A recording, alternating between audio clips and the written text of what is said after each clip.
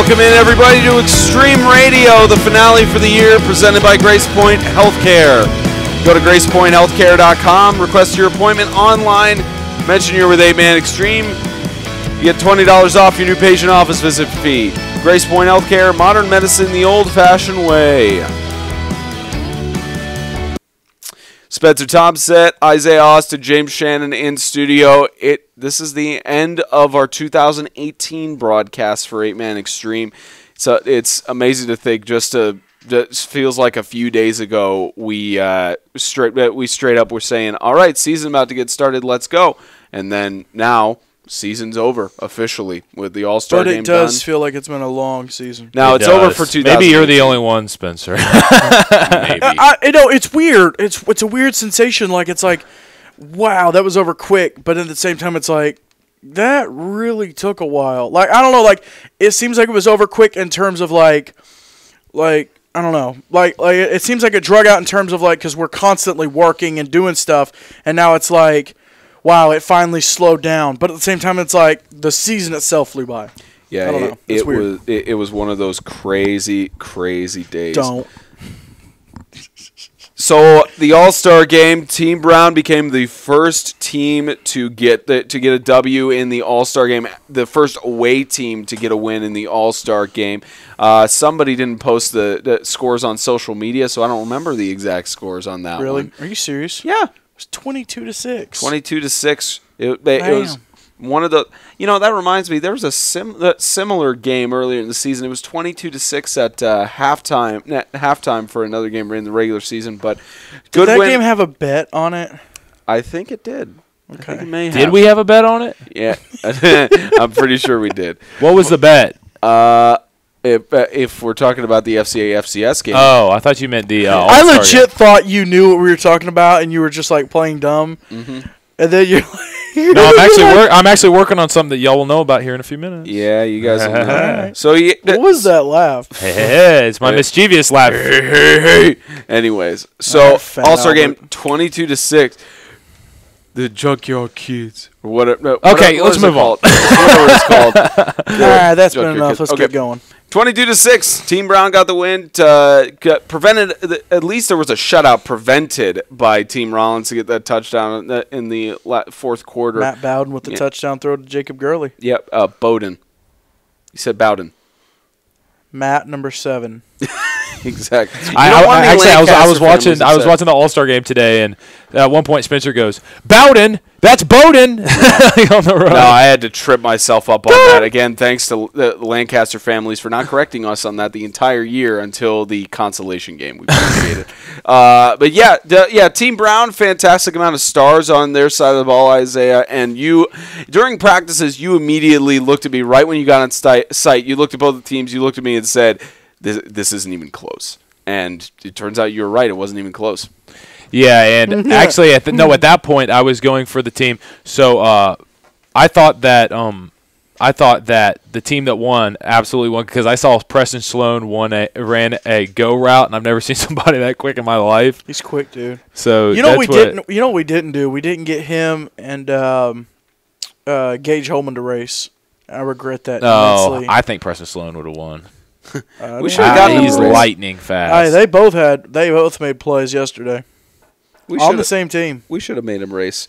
We could have. I could. The weather was so bad. And it was so cold and wet that other than practices, I felt it was like, well, they shouldn't have to be outside. But regardless of the fact. Exactly. But it was still a fantastic weekend. The guys really had fun. Again, thanks to Fort Bluff Camp for hosting us, of course. Fantastic. Yeah, it was really great. I mean, cell service was spotty, but that's expected to be on top of a mountain. That's why the walkie-talkies worked well.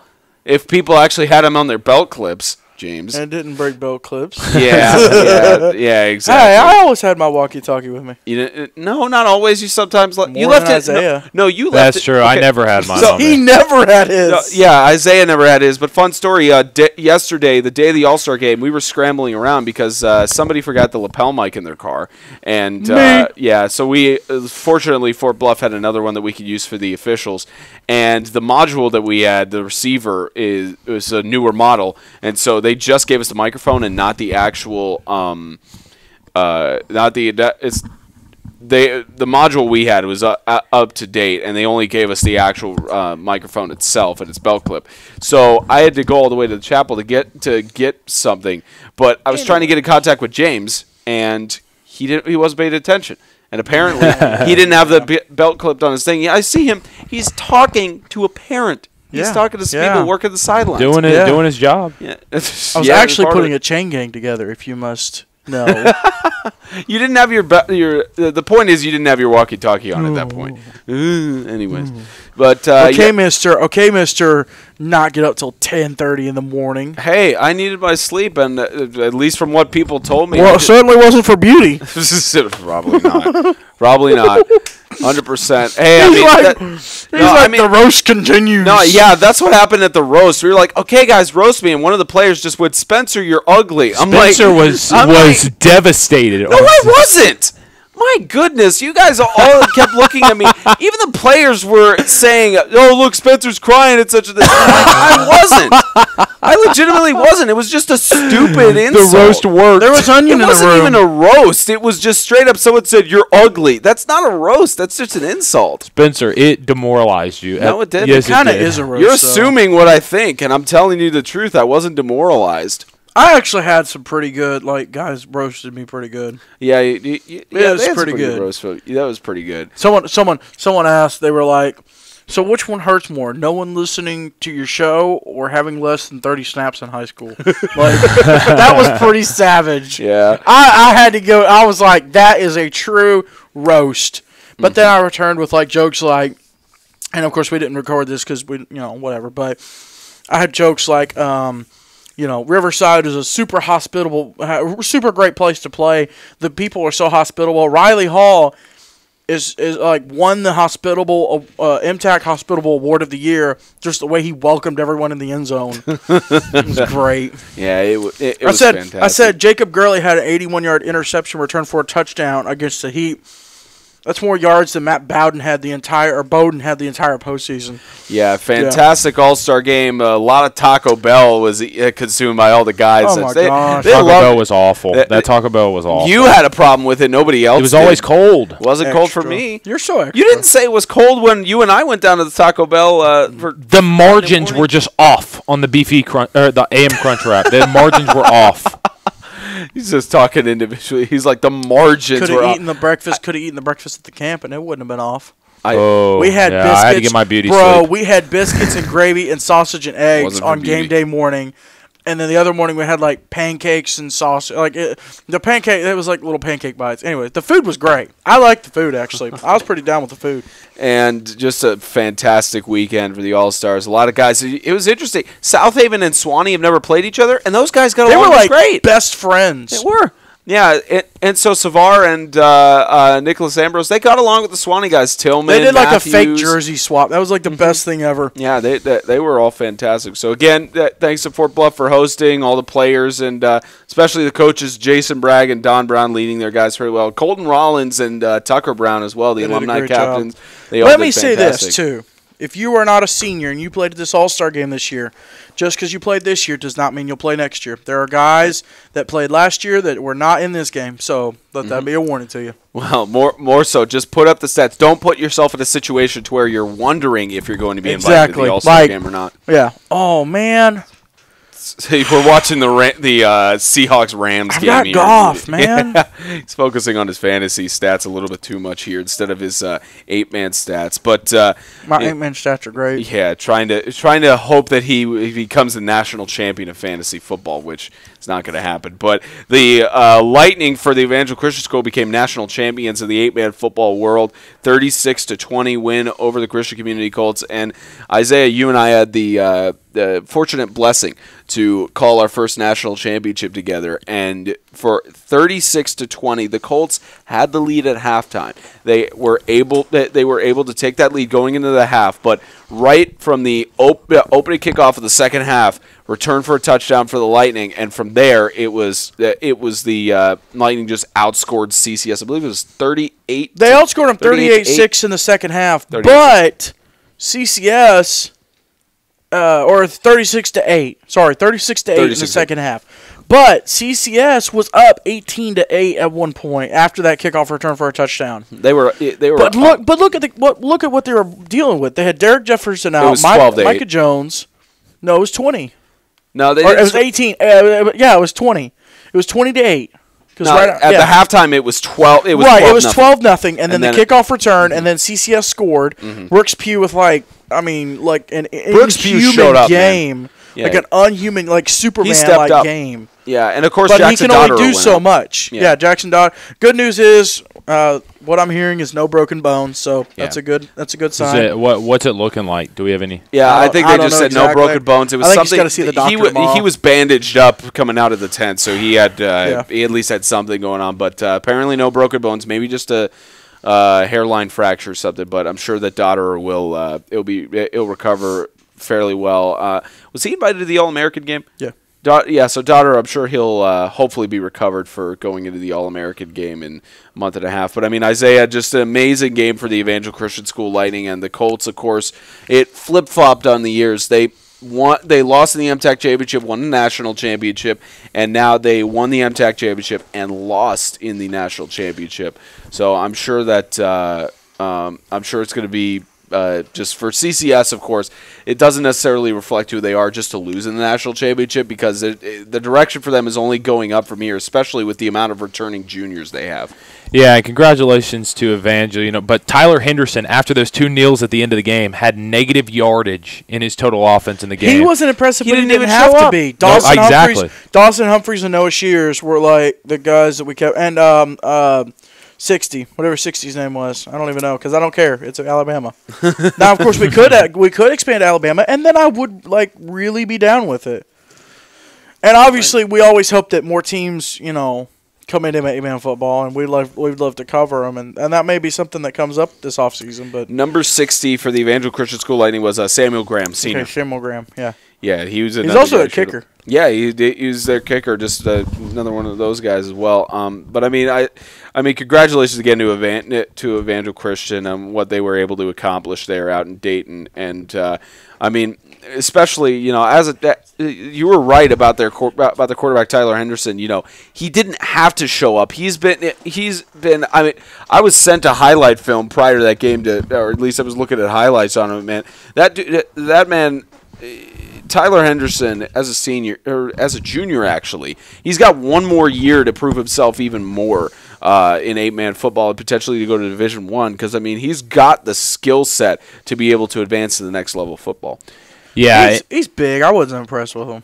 Yeah, I don't think he had a good game. I think CCS was probably the biggest competition at the 8-man level he's faced all year, even with CCS missing so many guys. Mm-hmm. Well, they still had Chandler Adams, Zach Head. I think Zach had played. He might not have, but they still had Jake Downs. I mean, they still had some. I think with no Richard Jefferson and Dotterer going down in the third quarter changed everything. And Micah Jones, because everyone they were able to focus on Brooks Pugh. Fourth-string running back. They were able to focus on Brooks Pugh, and they didn't have to split it between Jones and Pugh. Yeah. You mean Derek Jefferson? Yeah. I said Richard. Because I was wondering. I'm a basketball fan before a football fan. Just know that. Yeah. So congratulations. It's the worst time of the year.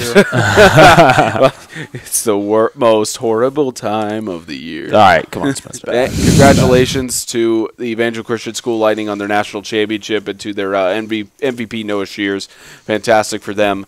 And as their coach said, they're looking for 19-0 in 8-man football to keep their streak going of winning 18 games in a row in 8-man football.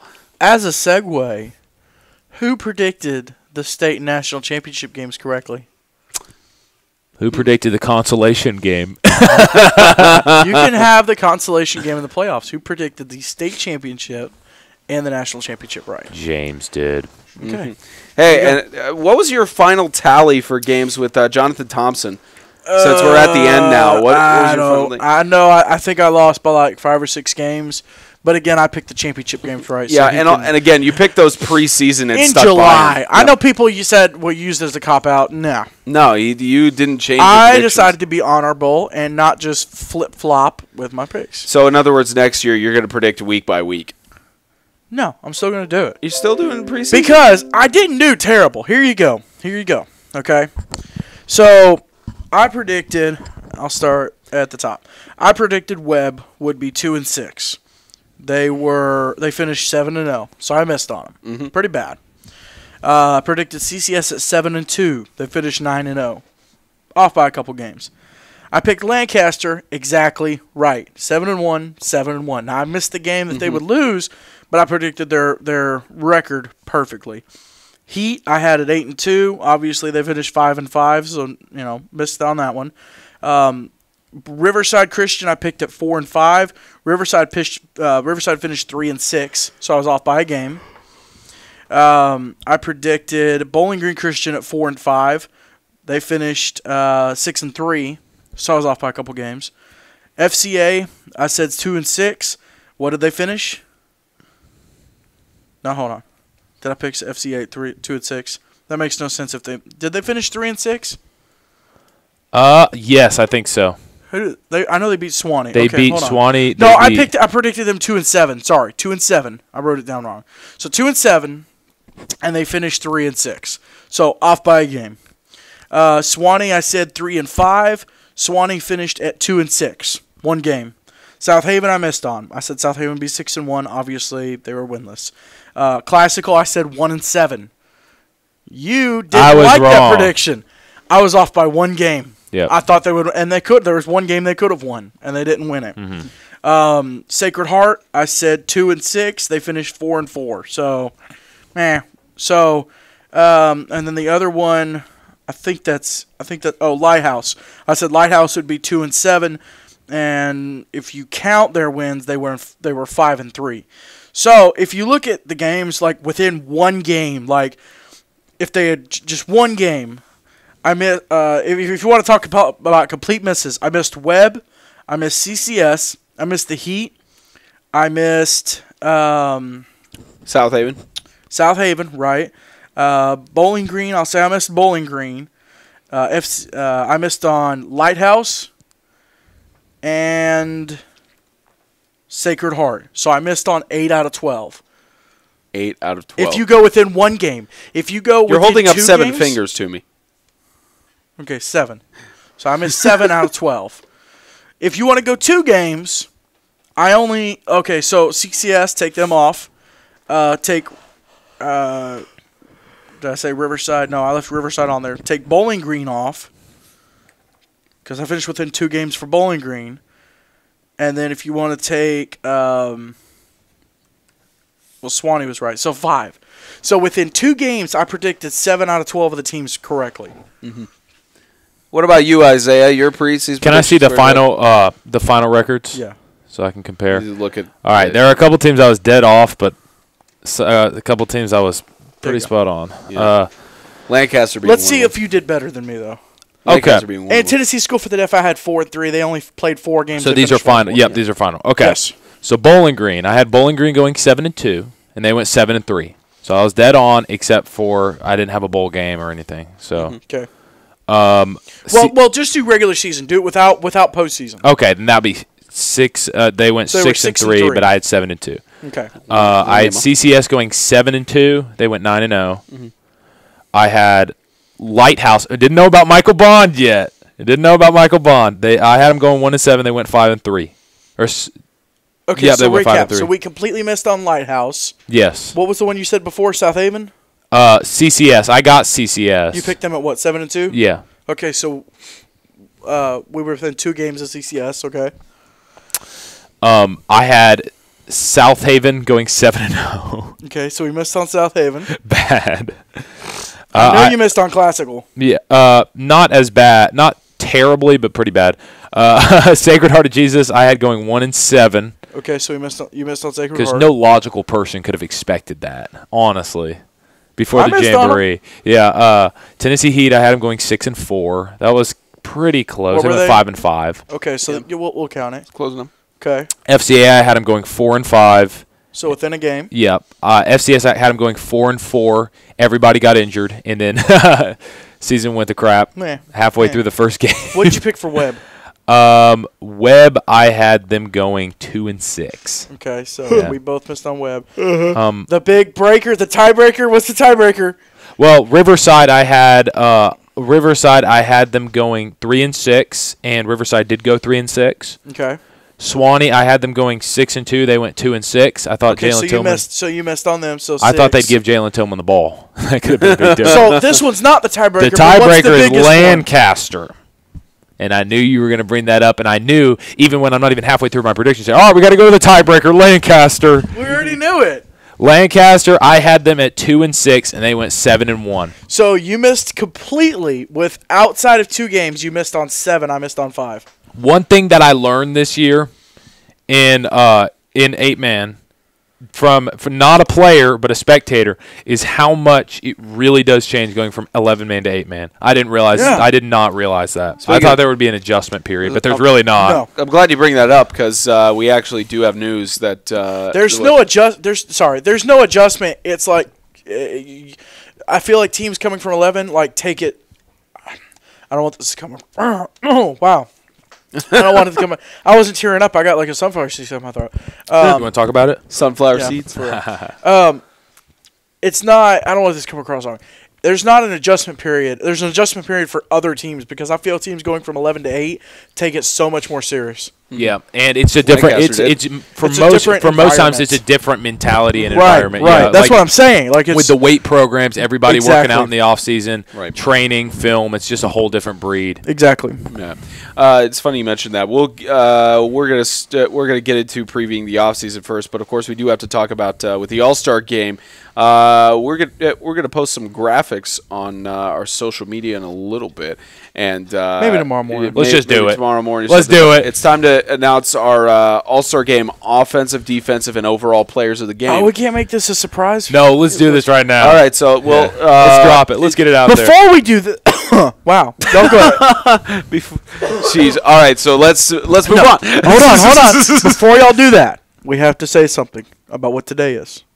Today is Veterans Day. So, obviously, a lot of our grandparents were in the military. Spencer and my dad were in the military. Yep.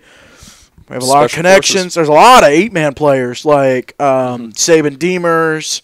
There's a bunch of like ex-Hendersonville guys. So, I mean, there's guys all over the place that went into the military. But we're very thankful for your service. And obviously, want you to come home safe if you're overseas. I think Saban Demons is like Poland. Isaiah, did you have any of your family members that were in the military? Yes, my step-grandfather, my other grandfather. I have had cousins. My cousin was in the military. I have a lot of people I'm close to that were in the military. Okay, because, we were talking about it. Your dad didn't serve in the military. No, my dad didn't serve. Okay, yeah, but you at least had some relatives. But, thank you all for your service. So the All-Star Game, offensive, defensive, and overall players of the game. So I'll give it to you, Isaiah, because you've got the stats ready for Okay, who do you want to do first? Let's go with offensive. Okay. The offensive player.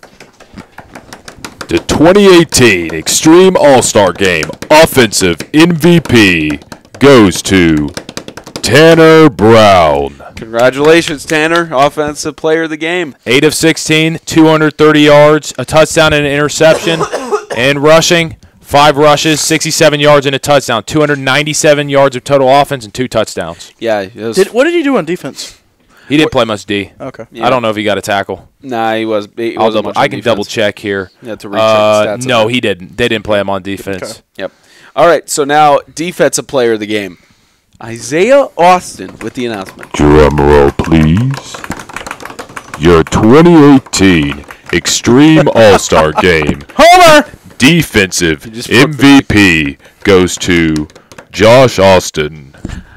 It's not That's Homer. Your younger, I was about to say, it's not Homer, literal Homer, because he's living in the same house right now. 13 tackles, 6 tackles for loss, 2 sacks, 2 forced fumbles, and a fumble recovery. It was good stats. Yeah, he's all right. He tripled John Stocks. Who would he tripled John Stocks take tackles. Back that blasphemy. Take back that blasphemy. All right, now time for the overall player of the game. All right. Your 2018 Extreme All-Star Game overall MVP goes to Preston Sloan. 196 total yards of offense and a touchdown to go along with 5.5 tackles, a tackle for loss, and a pick. Man, it was a good interception. So just all around. Yeah. So. And several times did he own Matt Bowden. He chased down Matt Bowden a couple times. And stiff-armed him. Bowden. We're never going to be able to adjust that. Hey, he's graduated. I would say Matt Bowden is an honorary member of this club, but just missed the mark on both sides. Yeah, just missed the mark. Yeah, threw for a touchdown in that game. Fantastic.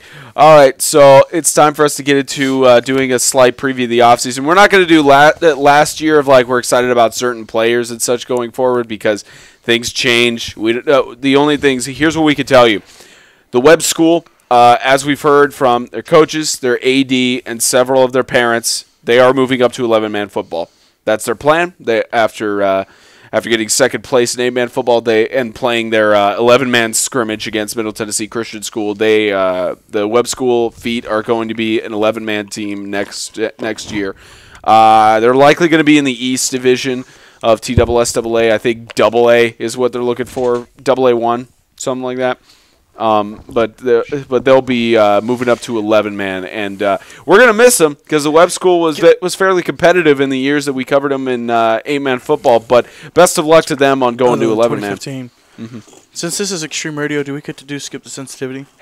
I didn't have it on the schedule for today, but you know what? We can go ahead and go into some of that.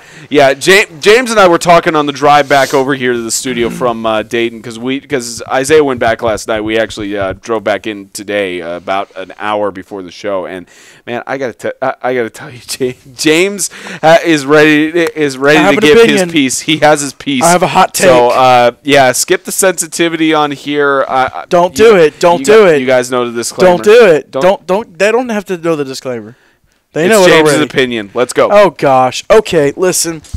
Webb, I love you. I love most of your guys. This is not a I don't like you for certain reasons. This is a honest evaluation, and I will stand behind it 100%, no matter what the consequences are. Webb going to 11-man next year is a terrible decision. Completely terrible. I deep down, I hope they do okay.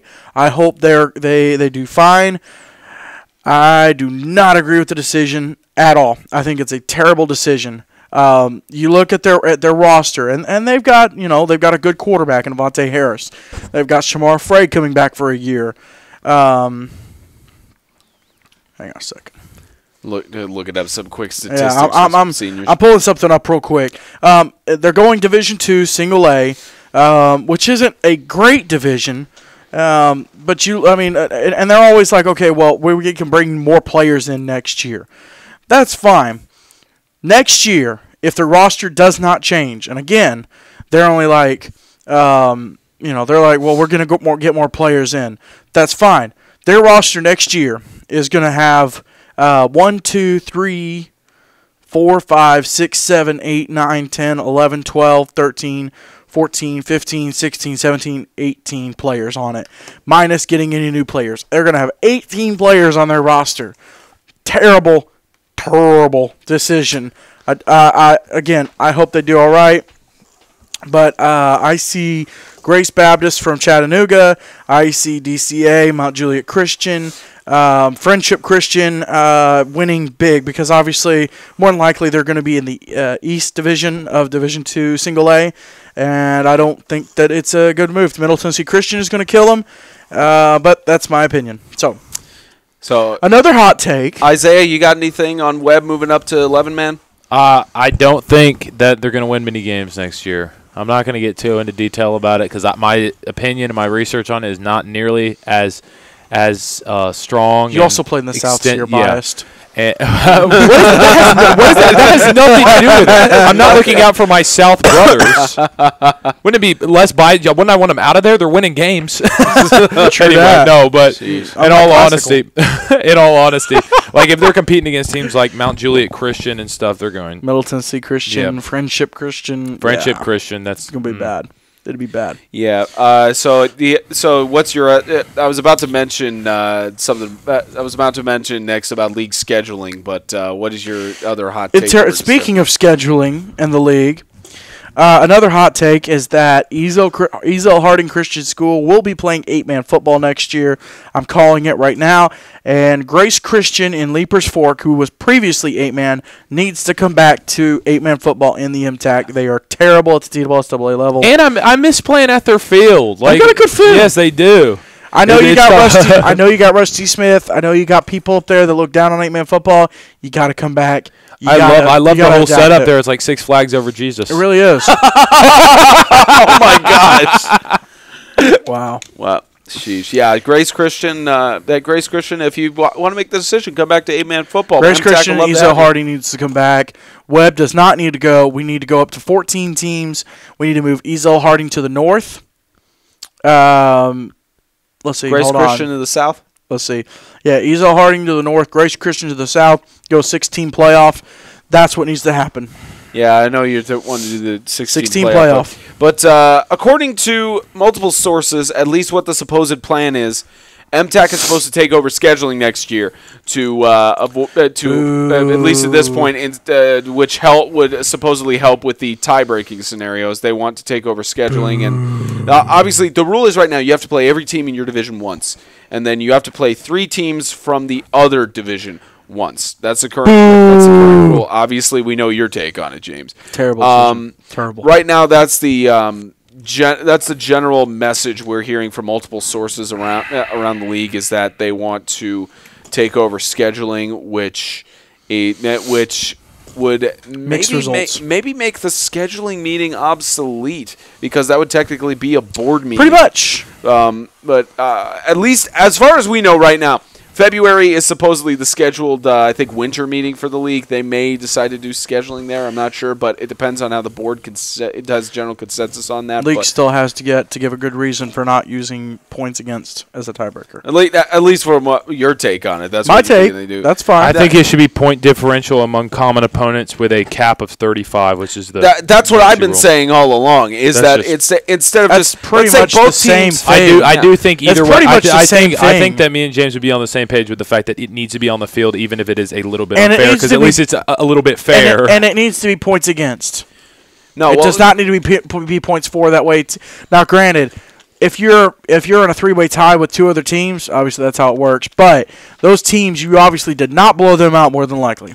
Well, here's what I've been saying is that just you look at the NFL's tie-breaking scenarios. It's first overall wins, overall losses. Overall division wins, overall division losses. Then it goes by number of wins on the road, then number of wins at home. Then it goes by, then it gets it to on the field statistics. That's where it gets it to. Now, granted, you could make the argument of, the NFL's paid, they're more professional and such, so that way they're not going to run stuff up because then they put it right a stop to it immediately. But to which I would say, just do number of wins on the road, because it is difficult to win on the road at any level of any sport. It is difficult to get wins on the road and then make it by home wins. But Spencer, that still requires the league to do the scheduling, because then what if one team has 4 road games, one team has 3?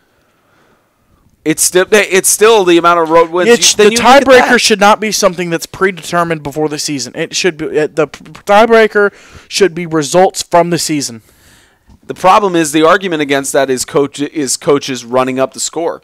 If you have a 3-way tie for first place, no one's running up the score on nobody. If you run up the score on somebody, are they really in contention to steal your playoff spot if you beat them by more than 35 points? Donkey. But that's what I'm saying as well. Just if they're going to do that point score, just put a 35-point cap on it. Is that once you score 35 points, that's what you get for the game. That's all you get, 100%. How about if you score 30? How about if you score more than 35? We just completely eliminate the difference. I'm gonna give the perfect example. Okay, the one time now, granted, the 3-way has it's been a potential possibility the last couple of seasons, and last year it actually happened.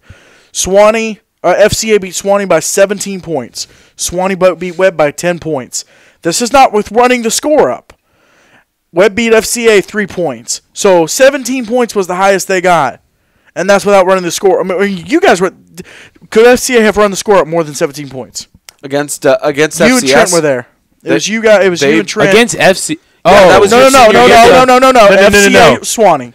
FCA Swanee. FCA. Please don't get me started on that game. Remember the game that they ran it up when we got down to third string? No, we're not talking about FCA. We're talking FCA Swanee. That 4:00 game that happened early, where y'all got there to Classical Web at like the second half. Could FCA have run it up more? I'm trying to remember if the referees didn't add 5 minutes to the. Well, they could have because the referee added 5 minutes to the third quarter. They could have. Yeah. They could have run it even more. That's true. That's the but problem my there. point is that the majority of the time you're not going to have Look at this year. If the Heat and Lighthouse and Sacred Heart would have been in the three-way tie, Heat beat Sacred Heart by 2 points. Lighthouse beat Heat by 2 points, and Sacred Heart only beat Lighthouse by 10 points. Bam. So that makes, better argument. So that makes Sacred Heart the number 2 seed? Is that what you're saying?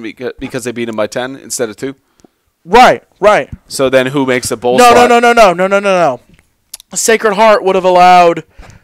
No. I'm just talking about point differential. If you're doing point differential, yeah, that's how you do it. But I'm talking about points against.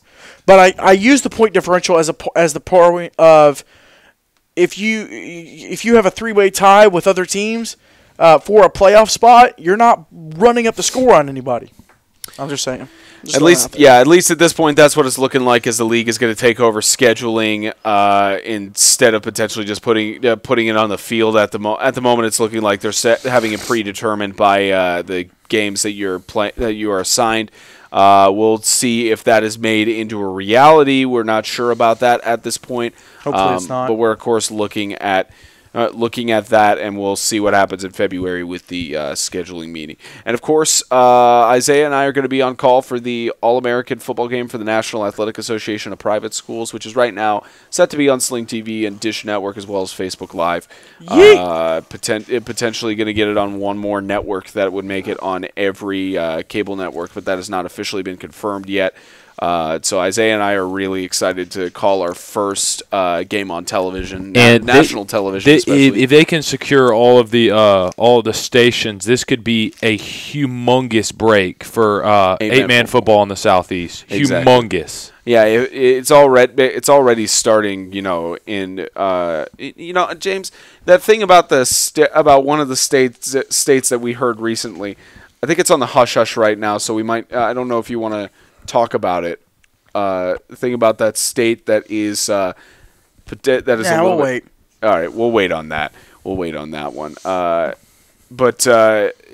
at least what we're looking at, the All-American game, Isaiah and I are looking forward to calling that. A lot of guys from the Middle Tennessee Athletic Conference are going to be headed to that game. Decent amount of guys from 8-man football across the league are going to be in attendance there. We're excited for it. Including the offensive, defensive, and overall MVPs of the All-Star game. Yeah, all three. A lot of seniors from that All-Star game got invited, so it's cool. A good amount of seniors got invited. A good amount of guys. Preston Sloan going? I wouldn't be surprised if he got invited. Yeah, I don't think there's been an official announcement yet, but I hope I'll put my name out there right now. You send him right now. You're going to have a top 5 guy. You have him there, so we're excited to call that later in January. Scheduling meeting in February. Also, of course, the big thing we're going to be doing is December. Of course, we take a break from posting. Take a break from all that. I mean, maybe a Christmas post here. Maybe a Christmas or Thanksgiving post, of course. Maybe I'll dress up as Santa. Yeah, you'll dress up. Santa football. Santa thing. Yeah, it's Santa football. Ho ho ho. Anyways, I'm only going to drop presents off at the houses of guys who play 8-man football. Only to those ones. So I'll have 8 reindeer. Watch like the schools you talked about. Watch like a Zell Harding or Zell. Just watch either of those or Grace Christian. Watch them come in. Watch them come in and be like, "No, we're playing him in football next year. Playing him in. Here's your present." Watch them do that. No, because they'll be on the naughty list for leaving 8-man. For Grace, they'll be on the naughty list for leaving 8-man. We're excited to, go Birds! It's been great. We're taking a break for December, maybe a few holiday posts, and then starting in January, of course, there will be regular posts coming out of our previous broadcasts, as well as some other videos coming out. So once a week at the time that Extreme Radio would have been, about 4 o'clock, we will release a game broadcast. Isaiah, every week.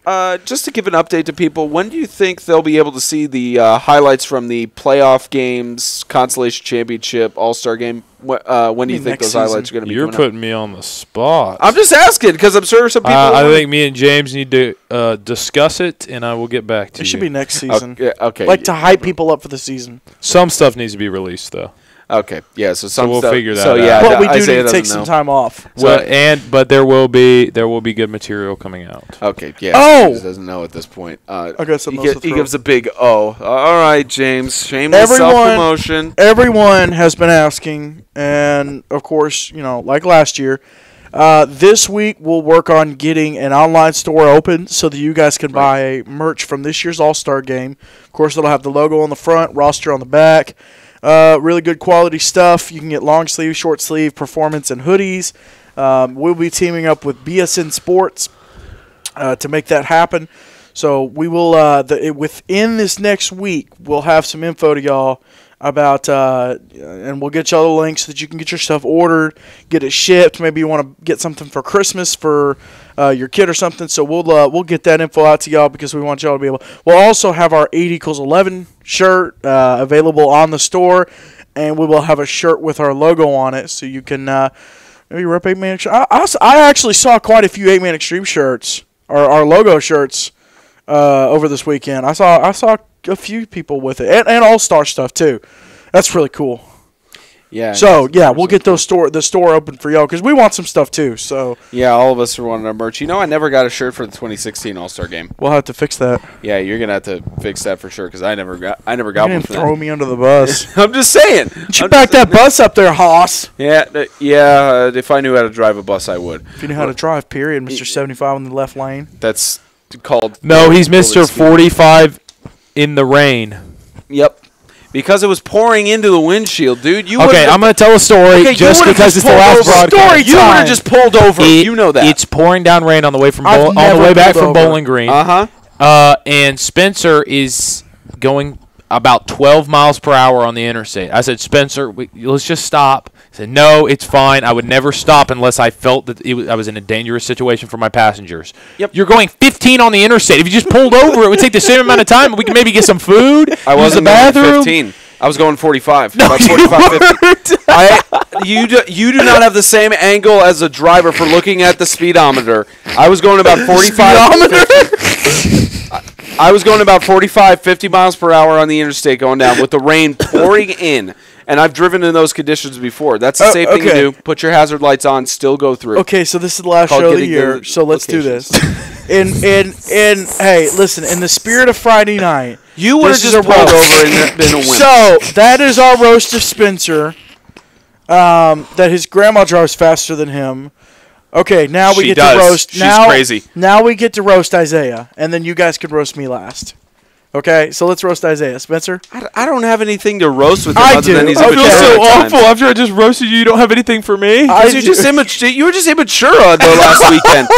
That's all I have, man. You were just immature. You didn't fulfill your end of the bet with the saxophone halftime show. I'm not allowed to. You weren't responsible. Like James and I were the only adults at the All-Star game. No. Spencer, you would disappear for several hours. No, yeah, I had my walkie-talkie. Spencer, I had to get up and make sure reachable. 40 your guys were under control while you slept, and you got hit with a chicken nugget. Okay, you're right. I got thrown chicken nuggets were thrown at me in the middle of the night. That wasn't because funny, guys were afraid that they were getting out of control. It's not that they were afraid of getting out of control. I would have said something. Spencer, we need you, or we're gonna break a law. So, anyways, at least I was reachable. Okay, there's his True. There's his roast. Yeah, at least I was reachable. Isaiah, he's right. I know. He's right. At least y'all were the reachable. only adults at the All-Star game. That's his roast. No, you were an adult too. I gave kids rides to and from the chapel when they didn't want to walk. Okay, so that's true, and the cafeteria. Jeez, I walked a good amount. So it's not an All-Star game roast, but if we're talking about sleeping, I have to roast Isaiah. Oh, I knew this was coming. Because, okay, so I'm up at like 6 for work. I'm on the road at 7. Like 7 o'clock, I'm sending texts out, emails, whatever. I'm like trying to have discussions, whatever. I know Spencer will reply by 8 o'clock. I won't get a response until noon. sometimes. Noon. Because this dude over here has to have 8 hours of beauty sleep, and that's not even enough. Well, I don't have to be up for classes usually this semester. So. It doesn't matter if you don't have to be. You get up. Shout out to Micaiah Adair. Hey, have you ever heard Shout out to love Micaiah. not sleep? Yeah. I don't know. Yeah, for real. Anyways. And then like he wouldn't answer like conversations for like 2 days, and then he'd be like, "Hey, what have y'all been talking about?" Yeah. One paragraph recap, please. For real though. That's one thing I'm working on. Being a better communicator, because a lot of times I'll put my phone to the side and not check it for a really long time, and then check it and see a bunch of messages and be out. Which is a plus, which is a minus, either way. Yeah, but it's hard. It's hard for people to get in touch with me. All right, I'm probably the only person that'll say this. Y'all roast me. I already roasted you at the All-Star game. We already did a roast of the All-Star game, man. But something you didn't say at the All-Star game. Nothing else, man. Fine, then roast me for something. Can from the I say All-Star game. okay?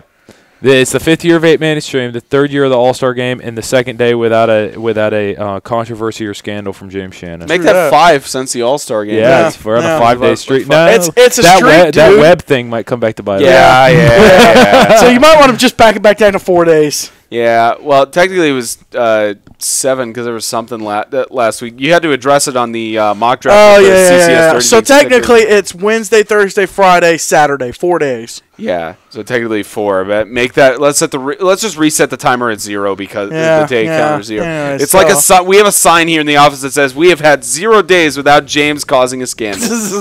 it was at 4. It's true.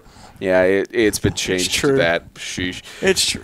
Well, there are a lot of thank yous we have to give out because this is the final show, and I'm hoping for the life of me that James doesn't cut me off on any of these because I will cover these. I'm gonna let you finish, but I'm gonna let you. Beyonce finish. had the best video. I especially want to thank on behalf of 8-Man Extreme. There are a lot of people we have to thank. Specifically, first I want to thank all of the coaches, the coaches and the board for the Middle Tennessee Athletic Conference. I know that since last season things have been really shaky. Things have been very very on and off about a lot of differing things. I'm not going to go specifically into those, but a lot of different things have occurred. But I at least want to thank the majority of you coaches for responding to us for the most part, giving us stats when we need them, questions about players, all that kind of thing. It's and again, I know it's been a really intriguing season for us, but I think the season went along pretty well, and some people may disagree on that. But special thanks to all you guys for the hard work you put in to manage your teams, and all the hard work all you guys have put in to give your players another opportunity for football as well. And again, to the MTAC board, we obviously do go off a lot on certain rules and policies and such because we don't agree with them. But you guys are doing the best of your ability and the best of the jobs you signed up for. And any of us probably would not be able to do the same amount of job as you guys have. But we are. But just special thanks to you guys for. Putting up with us and trying to manage the league to make it the best it can be going forward. Special thanks has to go to all of our sponsors. If you look at the show right now, that Be Right Back screen has all of our sponsors. First and foremost, GracePointe Healthcare. Obviously, that business is owned by my parents, Rob and Julie Thompson, and I can't thank them enough for all the donations and support that they've done for the season. Graciously lending us the wrapped car for the business so that we could take it to multiple games as well as out to Dayton for the All-Star game and everything. It's I cannot thank you guys enough for what you've done to help support us this season, especially with the tough times we've had. It's been incredible. Kingdom.com, that's a business owned by my aunt and uncle Juanita and Johnny Bergeson. I can't thank you guys enough for providing our Verizon hotspot so that we could actually stream the games at places that don't have an internet connection or a press box. Obviously, we've been able. You guys have been the title sponsor all season, and we can't thank you enough for allowing us to give the opportunity to stream for games and make sure that we get more exposures to these players. TennesseeHighSchoolFootball.com, a special thanks to them for not only sponsoring the broadcast this season, but also allowing for us to use the high school football app to report scores for all the teams. Even though we didn't get that started directly at the beginning of the season, we're incredibly thankful that for the opportunity to have that to give more exposure to the teams than we already have through our broadcasting efforts. But now that there's a single centralized app where all the scores are reported and everybody can see what's going on, it's even though James didn't report the playoffs or consolation game or championship or MTAC Bowl, we do. It's because you could watch every game. Exactly, you could. But a special thanks to you guys for allowing us the opportunities we had. Estate and Financial Strategies Incorporated and Ward Marketing and Advertising, thanks to you guys as well for your contribution this season. I know that Mark Johnson, as you can see on the screen there from Ward Marketing and Advertising, he actually got a call from a parent out in a grandparent out in Texas. He didn't mention which specific player it was, but he got a voicemail from a grandparent of a player who said, "Thank you for sponsoring the broadcast so that I could watch games," which is incredible. Which is great for. He said it was incredible for him, but it's even humbling for us that someone reached out to one of our sponsors and talked to them about, thanking them for sponsoring the game. It's fantastic. And same to Estate Financial Strategies Incorporated for sponsoring and supporting the broadcasting efforts. And their logo is not featured on that screen right now, but Star Physical Therapy. A special thanks to them for doing the halftime report. Just any sponsors we can get. If you guys, we've been saying this from day one to everybody. We probably have said it on air before, but in the near future and even like the extended future, there's no plans to make profit off of this. There are no plans for that because it's all about the players. It is all about 100% the players and getting them exposure. And I mean, granted, yes, by default, it gives me experience for my career path as a sports broadcaster. It gives Isaiah experience for his plans to go into a career path of sports management. It gives James experience and caring about the kids that he was once. He was once a kid who played on a football team. I get to live vicariously through these kids. Yeah, and it's the same with Isaiah too. And I mean, I played. You can't. I do all of this to push for 5 seconds of that feeling of being out on the field. Exactly. Yeah. So a special thanks to all the sponsors who make it possible. We're hoping you guys will come back next year. Hoping we'll get more sponsors going forward so that we can continue to increase our broadcasting efforts. And literally, this is something that's like okay, so even if if you're a potential sponsor, even if you never get a job off this, think about it in terms of you're making it possible for these kids to get exposure and to get broadcasted. Exactly. And for national people, here's the thing: a lot of the guys that are going to this NAAPS All-American game, it's because the NAAPS people were able to watch our games and see these guys play, and then invite them to this game where there's going to be college scouts, where these kids can get to college. So that's what you're contributing and helping. And it's not it's not a donation. This isn't a charity. It's we want to get sponsors. We want to be able to give you, some advertising and stuff. It's legitimate, but you're also helping this happen. So, and like Spencer said, we literally don't make a dime off this. No, of course not. And personally for me, I do not have any plans to. James doesn't. Nope. Isaiah doesn't. We have no plans to make profits off it. If by the luck of the draw later on we manage to make a profit off of it, that's great, but that's never been the goal. No. Never will be. It's not. Yeah, because the moment we make the goal to be profitable, we lose the whole reason that we do it. The reason that we do Yeah. it. Exactly.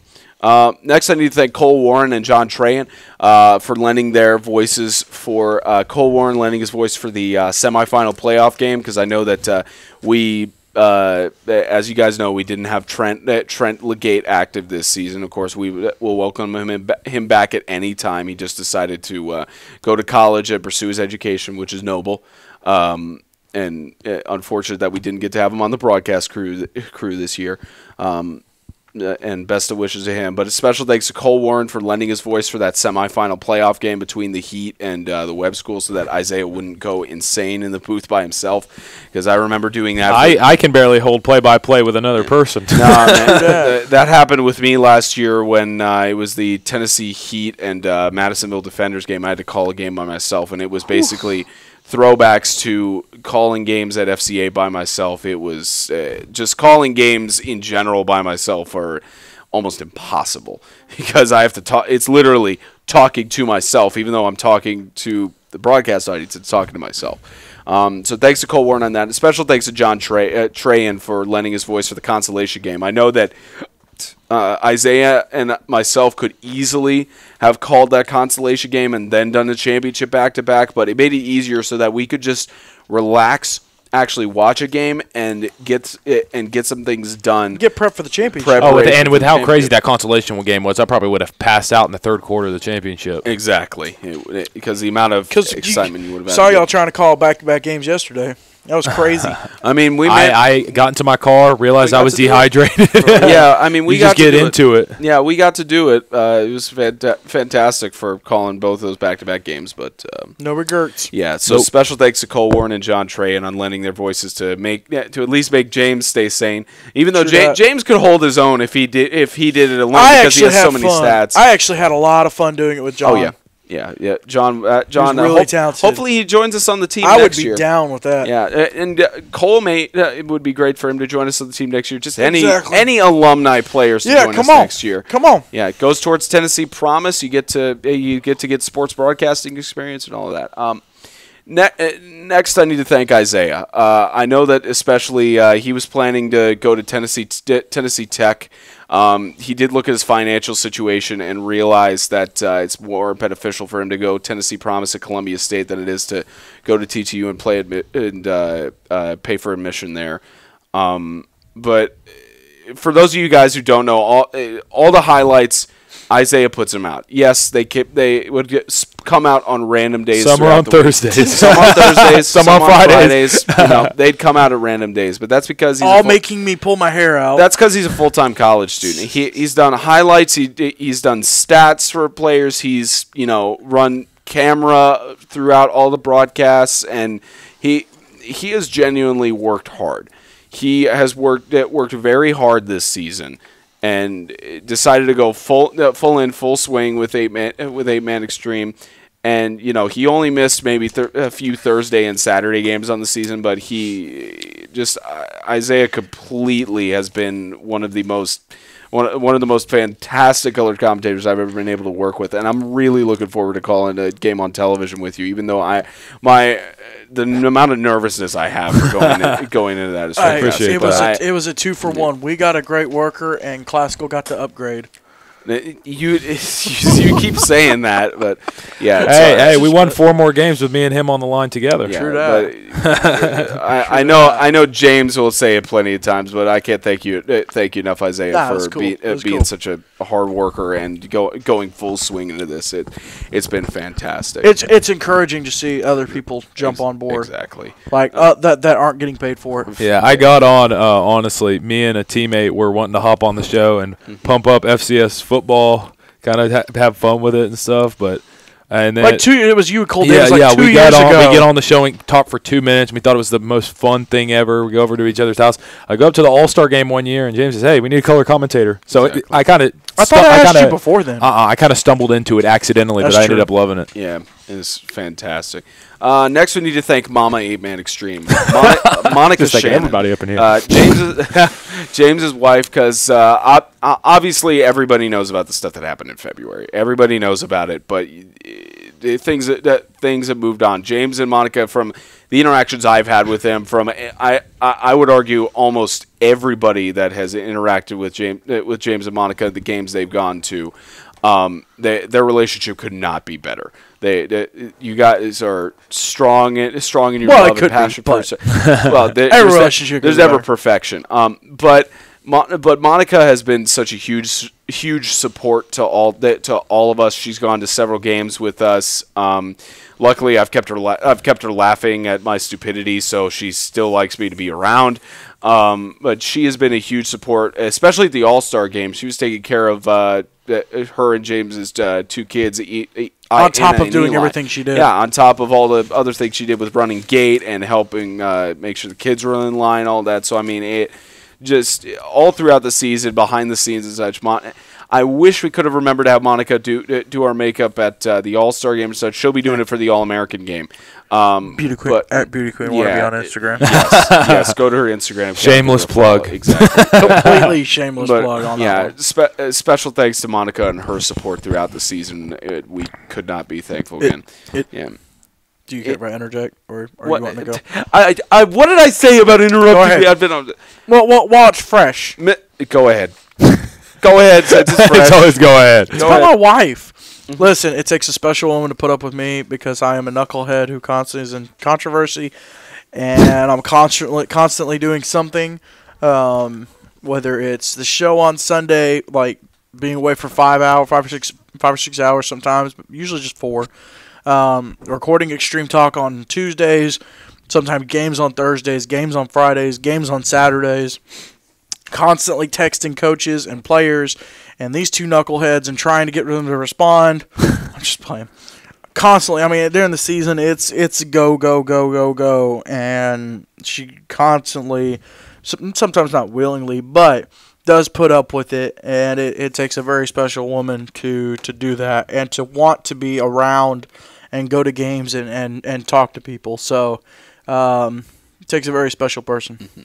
Special thanks to Monica on that. Next, the actual 8-man extreme guy, James Shannon. Don't do it. Look, the amount of games he's had to cover for Isaiah is very, very minimal, but the amount of times that he's had to, step in. I mean, I've said it to him before, but there is no one else, and anyone could argue with this all day. I know 100% they will not be able to give a justified argument. There is nobody else who has given me as much opportunity as you have with sports broadcasting. Nobody at this point. I through the connections with 8-Man Extreme, through you and talking with people and such, I got to call my first national championship on Saturday. I'm getting to call my first game on television in January, and that's a testament to you starting 8-Man Extreme, and a huge testament to your character and who you are as a person. I mean, yeah, sure, people could speculate what they want about February, but that's not who you are. 100%, it's not. You have such a care for the players. You have such a care for every coach in this league. You have such a care about the teams and making sure that they're covered and that people actually recognize that 8-man football is worth looking at for college offers on the same level as 11-man football, so that kids can actually pursue a career in football without having to compromise going to a public school. And it's I wish I could thank you enough. And I still don't know if I'm going to be able to come back next year because my plans for MTSU. I certainly hope I can. You better. I certainly hope I can, because you're going to make me call games every Friday. I'll tell y'all this. It's been a trade-off. The practice that he's been able to get this year, it's made it to where, and last year, I told a lot of, I don't know, I told some people about this. Last year, family stuff going on, and we did the first 2 games of the season, and after the second game of the season, I literally said, dude, I can't do this every week, every Friday, some Saturdays, I can't do this. I said, because he was coming from FCA, I said, I can't do this. If you want to go back to FCA and be their broadcaster, that's fine. If you want to go ahead and do the games by yourself, that's fine. I'm not going to, be upset either way. I will completely understand. I said, but I cannot do this every week in and out. And he literally said, dude, he said, I will do it by myself because I want to be able to travel. I want to be able to get exposure. I want to cover different games. And that said a lot. That said a lot. And of course, that's where Trent comes in. That was perfect timing because Trent literally messaged us 20 minutes after that and said, hey, I'm coming home from college. I'm just going to, I'm going to work. Can I get involved? And so he was able to jump in and be color, and I just had to cover color for a couple games and play-by-play for a couple games. It's a team effort. It's a team effort. It's week to week of, okay, what do you have going on in your life? Okay, you can't make it to this game. Let's cover this. Let's find somebody to cover this. It's a team effort, and I'm always looking. Obviously we use. I like to use the Dude Perfect format. Everyone on the team getting screen time, but also being able to do something behind the scenes. So not only was there that, but then earlier this off season, obviously we needed to get sponsorships and be able to make this stuff happen. And I completely turned over to Spencer. I said, Spencer, you handle sponsorships. And obviously from your sponsorship screen, you can tell how he did. And that includes the hundreds of emails he sent to businesses that we never got a response from or got turned down for him. And, of course, that's not his fault. But this dude has busted his rear end. There's times I'm not doing stuff, and he's texting me about stuff and trying to find out. This dude does his homework. It's been fantastic, and I couldn't. I know people sometimes say, "What is it like to work for work for James?"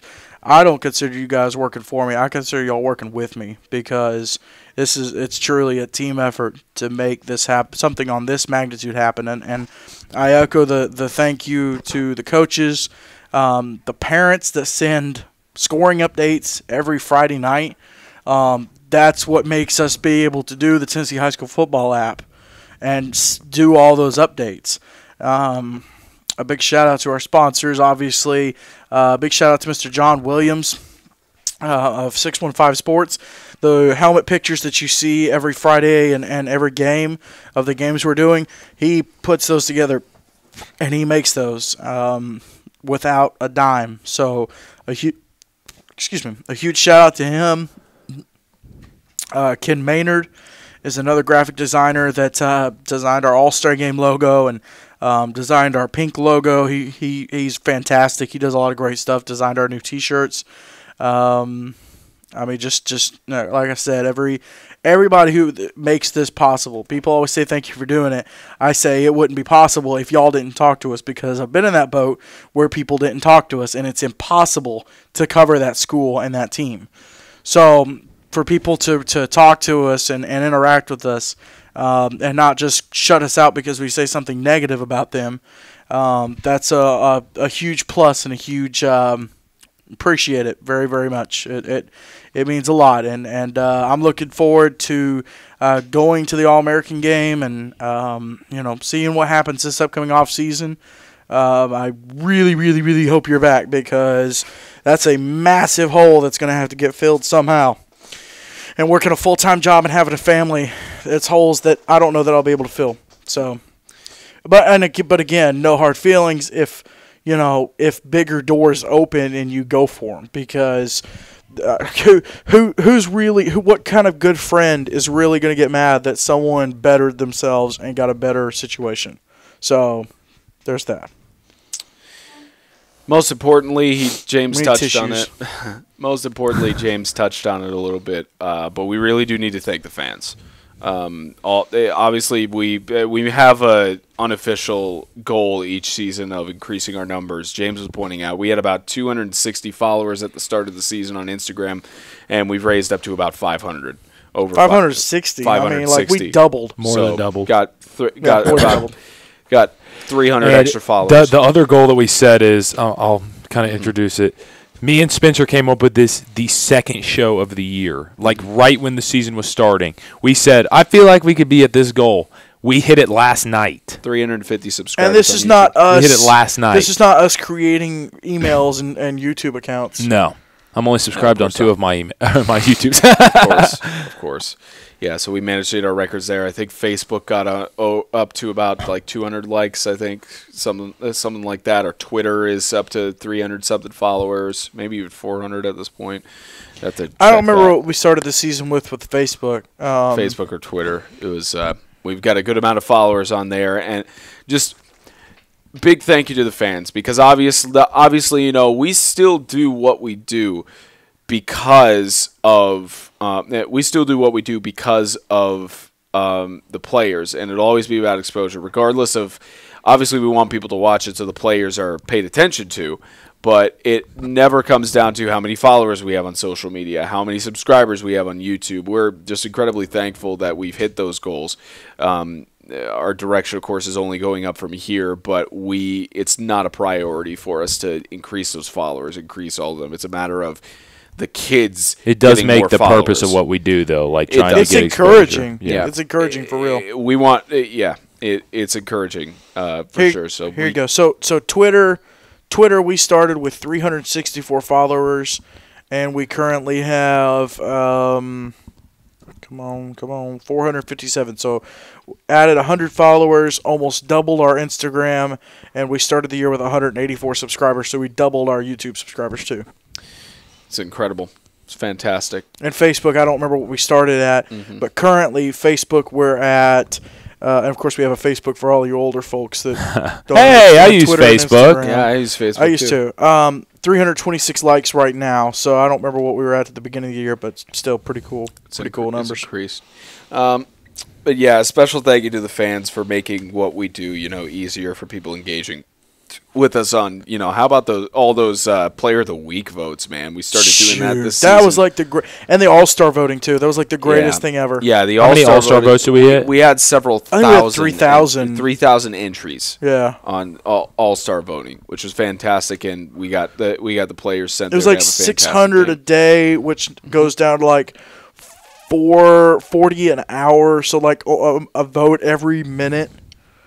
That's cool. It's fantastic. And that's like including 2:00 in the morning when no one's voting. Mm-hmm. So it's fantastic.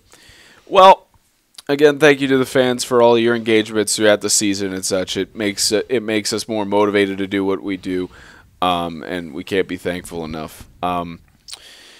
That's going to sign it off. This is the last show of 2018, our last broadcast of 2018 for the 8-man season, and it really has been fun. We've enjoyed it. It's been a fantastic season. Christian community got their first title since 2012. The Evangel Christian School Lightning got their first national championship since 2012. Bowling Green Christian Academy got their first playoff win in their team history. Heat went to the playoffs. And Heat went to the playoffs for the first time since Lancaster 2011. in their first year in 8-man went to the playoffs. Yep, just fantastic. This is a good year. Just a great year of 8-man football, and we're looking forward to next year, whatever it may bring. And again, if you're a senior or you're an alumni of a school and you want to get involved in some kind of media or giving back to 8-man football, hit us up. And if you're someone who owns a company that wants to support the 8-man football, hit us up. Well, I'm going to be honest. We specifically need someone to create a website because we need a website, and we need someone to be a graphic designer. Yep. That way we can churn things out even quicker. Yep. We can get those things done even faster. Well, I hate to say it, but this is it. This is our last show for 2018. It's time to go eat.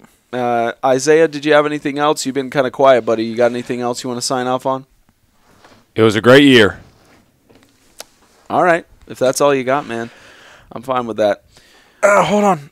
Yeah, James has got to get in. Sorry. Max. No, hold on. Leg cramp. Okay. He's got to get. I thought you were getting in maximum position for your sign off. Just preparation. All right. Well, we are going to sign off. Wait, I have one thing. Seaside tacos are average. You've been waiting for me to say that for months. Yep.